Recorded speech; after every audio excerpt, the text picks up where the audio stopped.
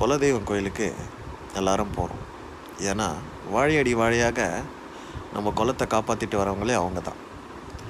அந்த அம்மாவை நம்ம எப்போவுமே நினைக்கணுங்க. அதனால தான் குலதெய்வம். ஒரு கோயிலுக்கு போகிறீங்கன்னா குலதெய்வத்தை நினைங்க.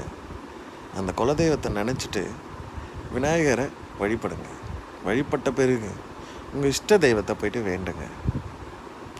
இதை ஏன் சொல்கிறேன்னா, ஒரு வீடுனா பெரியவங்க இருப்பாங்க. அந்த பெரியோர்கள் இருக்கும்போது அந்த குடும்பமே ஒரு நிறைவாக இருக்கும்.